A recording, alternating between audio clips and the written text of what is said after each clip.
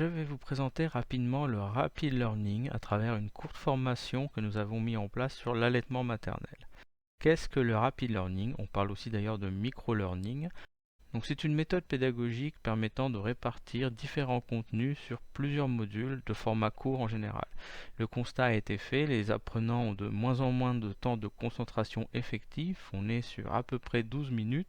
De plus, on sait que leur concentration est régulièrement interrompue par la consultation du smartphone. Le Rapid Learning trouve essentiellement son intérêt par le fait qu'il est utilisé sur mobile et tablette. C'est en quelque sorte venir chercher les gens là où ils sont. Comme il est difficile pour moi de capturer directement sur l'écran d'un smartphone, je n'ai plus les logiciels et les licences qui me permettent de faire ceci en toute légalité, j'ai choisi de vous présenter l'interface de création. Néanmoins, un aperçu permet de comprendre assez facilement ce qui a été mis en place. Le Rapid Learning permet une consultation rapide, un certain nombre d'exercices, de pouvoir écouter des vidéos, des podcasts, de réaliser un certain nombre d'activités. Il est aussi assez rapidement facile à créer et à mettre en place grâce à une interface intuitive et personnalisable. Le seul petit point d'attention à observer est la taille des images, la qualité des images, la taille des phrases, la quantité des contenus. Il faut simplement garder en tête que ces contenus sont destinés à être visionnés sur mobile et qu'une simple petite phrase peut facilement s'étaler sur plusieurs lignes. Voici les différentes cartes qu'il est possible de créer, certaines réservées au texte, certaines réservées au test, à l'utilisation de citations, à la diffusion d'audio. À noter qu'il est aussi possible d'intégrer des vidéos dans les pages de texte. Il y a aussi un certain nombre d'activités, à savoir des quiz.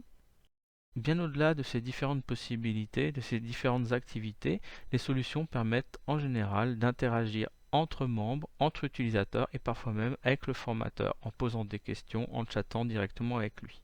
Le Rapid Learning peut proposer aux apprenants des modes révision, challenge.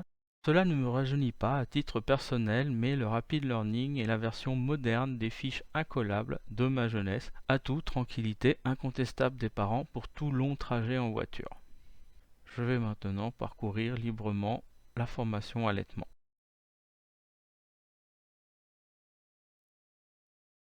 Une activité de type quiz, on notera qu'il est possible d'intégrer aussi des images. Encore une fois, il faut faire attention à la manière de rédiger et de concevoir les questions. Le texte fait 2 lignes, l'image prend une partie de l'écran et cela ne laisse la place qu'à 3 réponses. Une seule réponse de plus et nous aurions eu droit à un ascenseur rendant la navigation smartphone désagréable. Encore un autre type de question où l'élément du bas doit être glissé-déposé avec le doigt dans la bonne catégorie en utilisant pleinement la navigation et les outils smartphone. Encore un autre type de question. Bref, je pense que vous avez compris l'essentiel. Bien que les contenus de la formation s'appuient sur un SPG, comme la plupart des contenus et des formations que nous avons mis en ligne, celui-ci est un petit peu particulier puisqu'en Rapid Learning, il est plus sage de raisonner en page écran. L'une des principales difficultés sur cette formation a été de cadrer la formatrice quant aux images qu'elle nous fournissait par rapport à leur taille, à leur lisibilité sur smartphone ou tablette, ainsi que par rapport à la longueur des contenus, encore une fois comme expliqué.